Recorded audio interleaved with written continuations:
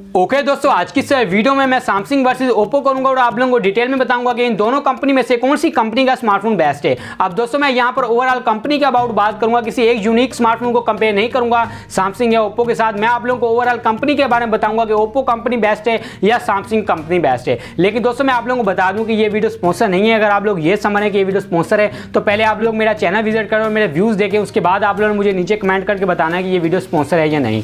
अब दोस्तों मैं आप लोगों को जो ओवरऑल बातें करूंगा अपने एक्सपीरियंस के साथ शेयर करूंगा। अगर दोस्तों मैं बात करूं सैमसंग के स्मार्टफोन की, तो पर्सनली मैंने सैमसंग के स्मार्टफोन को खुद यूज किया है और ओप्पो को भी यूज किया है। अब दोस्तों दोनों कंपनी को मैंने यूज किया और अब मैं आप लोगों को बताऊंगा कि इन दोनों कंपनी को यूज करने के बाद मेरा क्या एक्सपीरियंस रहा है, मुझे जो यहाँ पर जो है क्या चीजें अच्छी लगी और क्या नहीं। आज की इस वीडियो में आप लोगों को फुल डिटेल के साथ बताऊंगा। अब दोस्तों उससे पहले आप दोस्तों छोटी सी रिक्वेस्ट है, अगर आप the take lecturer YouTube channel new है तो अभी द टेक लेक्चरर को सब्सक्राइब करें, साथ बेल आइकन प्रेस करें ताकि मैं न्यू आने वाली वीडियो सबसे पहले आप दोस्तों को मिल सके। अब दोस्तों चलते हैं वीडियो की तरफ। अगर दोस्तों मैं बात करूं रियलमी वर्सेस ओप्पो या अगर मैं बात करूं ओप्पो वर्सेस वीवो, तो इन दोनों टॉपिक पे मैंने वीडियो पहले भी बनाई है, तो आप लोग वो भी मेरी वीडियो देख सकते हैं, लिंक मैं डिस्क्रिप्शन में दे दूंगा। लेकिन दोस्तों यहाँ पे हम लोग बात कर रहे हैं सैमसंग वर्सेस ओप्पो। अब दोस्तों जैसे कि आप लोगों को पता है कि सैमसंग के काफी स्मार्ट न्यू से न्यू जो है मॉडल आ रहे हैं, हर साल आप लोगों को न्यू से न्यू मॉडल देखने में आ रहा है। और यहीं पे अगर बात करें ओप्पो की, तो ओप्पो भी जो है यहाँ पर कम मेहनत नहीं कर रहा, ओप्पो भी काफी अच्छी खासी मेहनत कर रहा है और ओप्पो भी अपने जो है हर ईयर जो है नए से नए स्मार्टफोन को लॉन्च कर रहा है। अब दोस्तों अगर बात करें दोनों कंपनी के बारे में,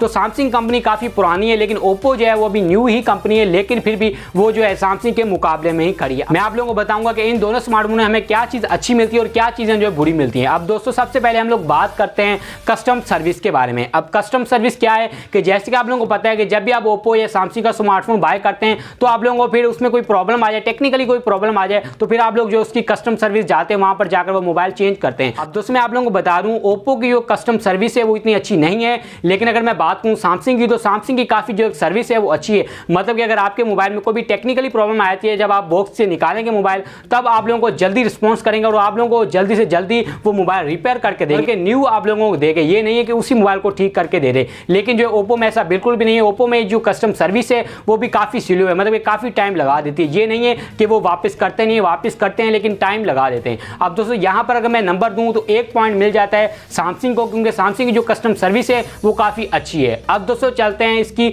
शेप की तरफ। अब दोस्तों देखा जाए शेप के मुकाबले में दोनों स्मार्टफोन इक्वल हैं, मतलब कि जैसी सैमसंग शेप बनाता है वैसी ही उसकी टक्कर पे ओप्पो जो है शेप बनाता है। शेप के मुकाबले में दोनों जबरदस्त है। लेकिन अगर मैं बात करूं इसकी बॉडी के बारे में, अगर आपके मोबाइल हाथ से गिरता है सैमसंग का और यहीं पे आपके मोबाइल गिरता है हाथ से ओप्पो का, तो इनमें से कौन सा स्मार्टफोन टूटेगा? दोस्तों मैं आप लोगों को बता दूं सैमसंग जो है वो पहले टूटेगा, क्योंकि सैमसंग की जो उसमें बॉडी लगाई होती है वो सारी शीशे की होती है, सारी गिलास की होती है, इसलिए वो जो है जल्दी उसके टूटने के चांस होते हैं। लेकिन ओप्पो की अगर मैं बात करूं तो ओप्पो की आप लोगों को जो बिल्ड क्वालिटी मिलती है वो काफी जबरदस्त मिलती है एज कंपेयर टू जो है सैमसंग के। अब दोस्तों अगर बात करें शेप वाइज, तो शेप वाइज दोनों जो है स्मार्टफोन इक्वल हैं। अगर बात करें इन दोनों स्मार्टफोन की बॉडी की, तो आप लोगों को जो है ओप्पो की बॉडी अच्छी मिल जाती है एज कंपेयर टू जो है सैमसंग के। अब दोस्तों बात करते हैं इन दोनों स्मार्टफोन की स्पेसिफिकेशन के अबाउट, मतलब कि कौन सा स्मार्टफोन हमें कम प्राइस में अच्छी स्पेसिफिकेशन देता है। तो वो आप लोगों को पता है कि सैमसंग जो है वो हमसे पैसे ज्यादा लेता है और हमें स्पेसिफिकेशन काफी जो है कम देता है। मतलब कि फॉर एग्जांपल मैं आपको मिसाल दे रहा हूं, आपसे जो है सैमसंग ने 60,000 लिए,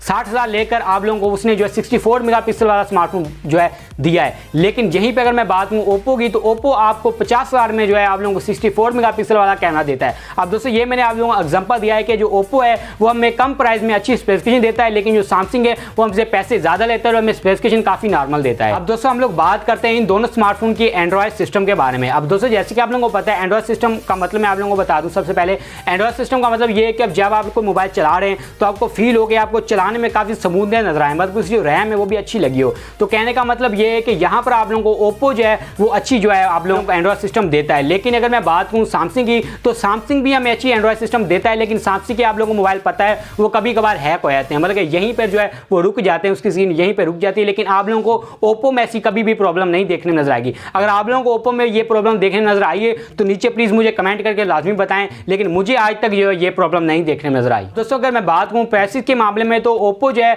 वो सस्ता मिलता है एज कंपेयर टू जो सैमसंग के। अब दोस्तों क्योंकि आप लोगों को पता है कि ओप्पो के जितने भी स्मार्टफोन हैं वो हमें मतलब कि प्राइस कम लेते हैं, क्योंकि आप लोगों को पता है जो सैमसंग है वो एक बड़ा ब्रांड है, इस वजह से वो अपने ब्रांड के ही पैसे लेता है। दोस्तों कहने का मतलब ये है कि प्राइसेस के मामले में जो ओप्पो वो सस्ता है, जो सैमसंग है वो महंगा है। अब दोस्तों मैं अगर बात करूं इन दोनों स्मार्टफोन की रीसेल के बारे में, मतलब कि आप लोग कोई भी ओप्पो का स्मार्टफोन या अगर आप लोग कोई भी सैमसंग का स्मार्टफोन बाय करते हो, अब उनको आप लोग 2-3 मंथ यूज करने के बाद रीसेल करते हैं तो मैं आप लोगों को बता दूं, यहाँ पर आप लोगों को ओप्पो की जो रीसेल है वो अच्छी मिल जाएगी। सैमसंग की जो रीसेल है वो पहले अच्छी थी, आज से कुछ साल पहले अच्छी थी, लेकिन आजकल के दौर में सैमसंग की जो रीसेल है वो इतनी खास नहीं है। दोस्तों ये थे इन दोनों के बीच में कंपैरिजन जो मैंने आप लोगों को डिटेल में बता दी है। उम्मीद है कि आप लोगों को इनमें से जो है बात क्लियर होगी कि हमें कौन सा स्मार्टफोन की तरफ जाना चाहिए। अब दोस्तों आप लोगों ने मुझे कमेंट करके बताना है इनमें से आपकी क्या चॉइस है, कि आप सैमसंग को बाय करेंगे या जो है आप ओप्पो को बाय करेंगे। तो दोस्तों मुझे उम्मीद है कि आज की छोटी सी वीडियो से आप लोगों को थोड़ी सी इन्फॉर्मेशन मिली होगी। अगर आप लोगों को वीडियो से इन्फॉर्मेशन मिली हो तो वीडियो को भी लाइक करें। अगर आप ऐसी मोर इन्फॉर्मेशन ऐप्स और टेक्नोलॉजी